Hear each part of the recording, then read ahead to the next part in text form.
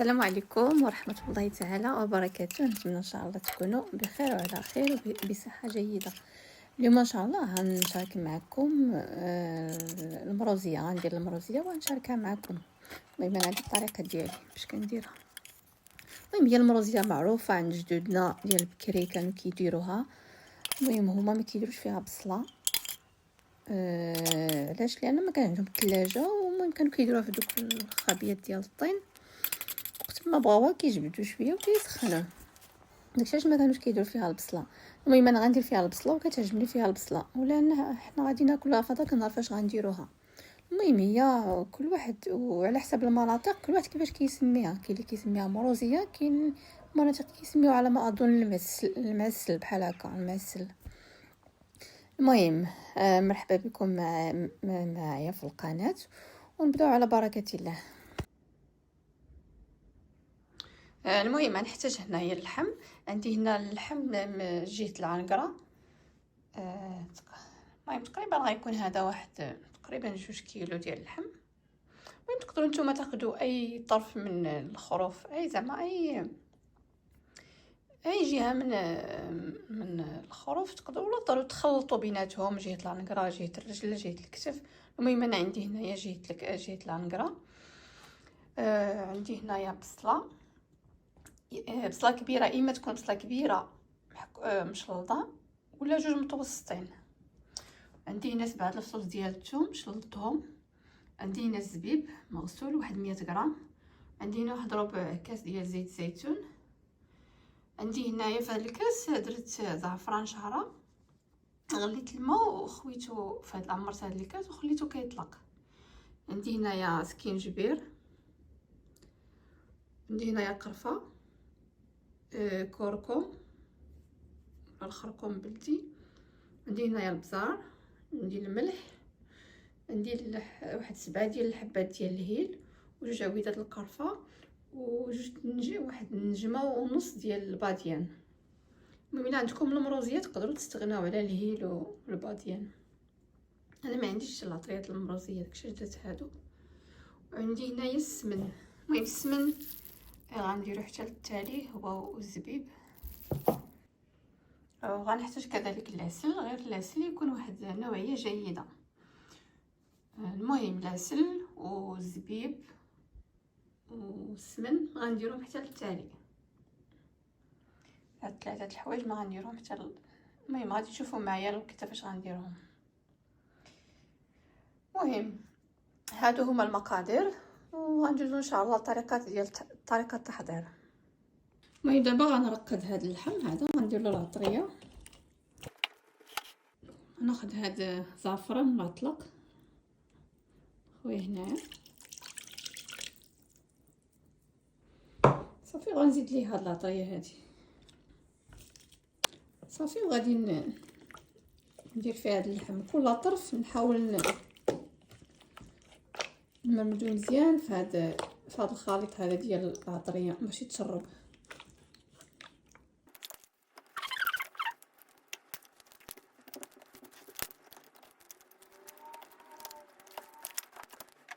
صافي غنزيد هاد القرفه، ما درتهمش غير باش ما يديرونجيونيش فاش كنكون كنخلط القرفه وباديان وهادو شويه قاصحين. المهم غادي نديرهم ونخلط صافي. وغنخلي اللحم ديالي يترقد على الاقل 1 ساعه المكانه. نسيت الثومه، غندير الثومه حتى هي نسيتها صافي. المهم نزيد هاد الثومه هذه اللي نسيت صافي. غنخلط كلشي ونخليه يترقد على الاقل 1 ساعه المكانه. كاين اللي كيخليه ليله كامله، المهم الاحسن تخليوه ليله كامله كيتشرب مزيان.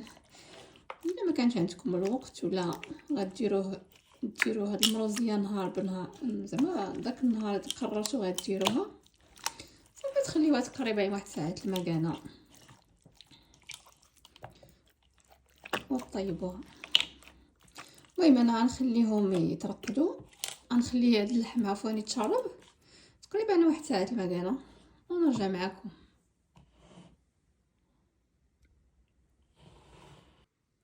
انا اللحم ديالي من بعد ما خليته تقريبا واحد ساعه ونص تقريبا ديال الوقت خليته كيترقد. المهم انا غنديرو دابا في هاد الطنجره وغنديرو يطيب.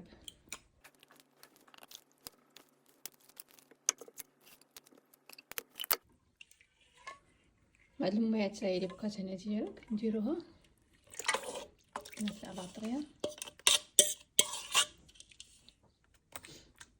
المهم نحاولوا نديروا القطع ديالنا في واحد الطنجره تكون شويه كبيره باش ما اللحم كل طرف يبقى شاد الشكل ديالو، باش هذا ما يتشتتش لينا اللحم، بس كل طرف يبقى محافظ على الشكل ديالو، باش ما درناه في طنجره كبيره يكون احسن. المهم انا غنديرو فوق هذا، درت الفاخر غندير هاد المروزيه طيب فوق الفاخر.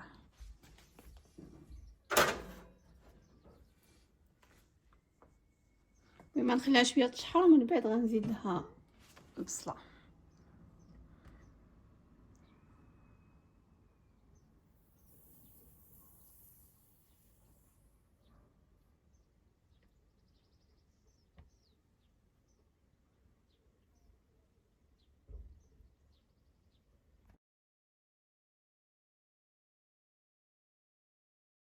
المهم دابا انا زدت البصله نخليها تشحر واحد شويه صافي، وغادي ندير الماء غليان باش نمرق هاد المروزيه ديالي صافي ونخليها طيب على خاطرها.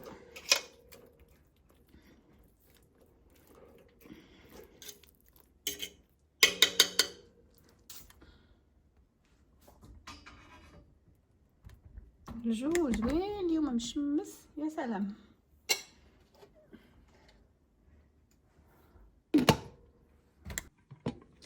المهم انا في هذه المرحله هنا راه زدت واحد الكاس الماء، ولكن ما تصورش ليا كيسحاب لي واش كنصور وما كنتش كنصور. المهم زدت كاس ديال الماء غليان وصافي وغنخليها تشحر، لان اصلا هذا اللحم والبصله طلقوا شويه الماء. صافي غنكتفي بهذا الكاس الماء اللي زدت غليان صافي وغنخليها طيب على المهل. غير هو مابقاوش نحركوها بزاف باش القطع يبقاو محافظين على الشكل ديالهم. المهم انا مره غنبقى نطلع عليها وان شاء الله نتلاقاو في المرحله المقبله ان شاء الله. المهم غادي نرافق المروزيه ديالي بهاد لاصالاد اللي متكونه من واحد الباربه، واحد التفاحه، جوج بصله خضاريه، وواحد شويه ديال الخيار والخس اللي مقطع قطعته غسلته وقطعته، وعندي هنا الكمون، عندي اوريغانو، عندي زيت الزيتون، وعندي الربيع، وغادي نضيف واحد نص حامضه. المهم هذه صاد اللي غنرافق بها المروسيه ان شاء الله. المهم هذه هي لاصالاد تاعي من بعد ما وجدات كتجي على هذا الشكل هكا.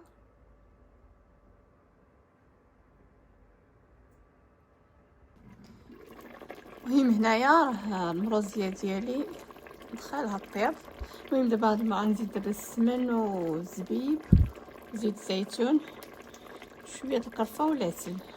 المهم هنا ما كيبان لي والو، غنحاول نحيد الطنجره من فوق الفاخر. المهم مع الطنجره كانت فوق الفاخر مع البخار وهذا ما تيبان لي والو مع الشميسه ضاربه في الشرجم. المهم حاولت نحيدو حتى نحيد الطنجره حتى نزيد الزبيب وهاد المقادير اللي عندي نزيدهم ونرجعهم ثاني فوق الفاخر يطيبوا. المهم ها القرفه في قريبه طيب. المهم غنزيد دابا الزبيب،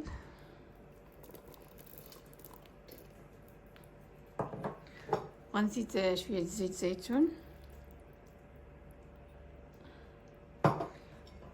وغنزيد معلقه صغيره عامره ديال المهم معلقه صغيره ديال السمن،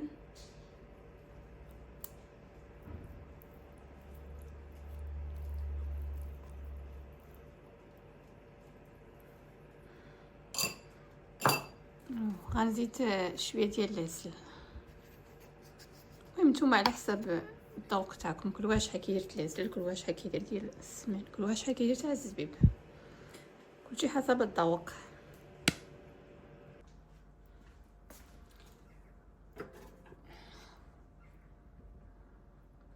المهم نخليه دابا يطيب فوق الفاخر حتى يتشرب ديك الميها والمرقه تاعنا تولي خاتره ونرجع معكم.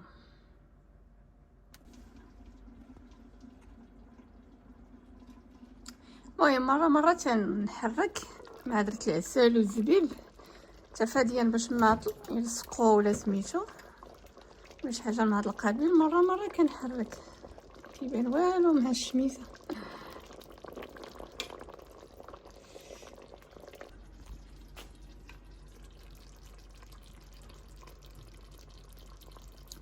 المهم دابا المروزيه ديالي صافي طابت شربات المرقه ولات خاتره صافي. دابا غنحطها.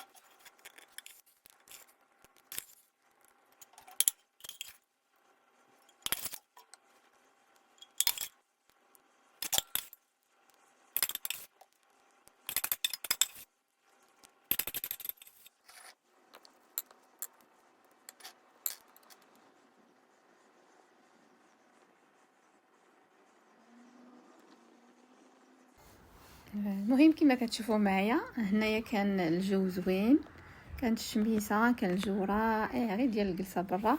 صافي وقررنا نخرجوا ناكلوا المروزيه ديالنا برا ديال الدار. المهم اللي وصل معايا حتى لهنا تنقول ليه شكرا وتنقول لكم السلام عليكم في رعايه الله.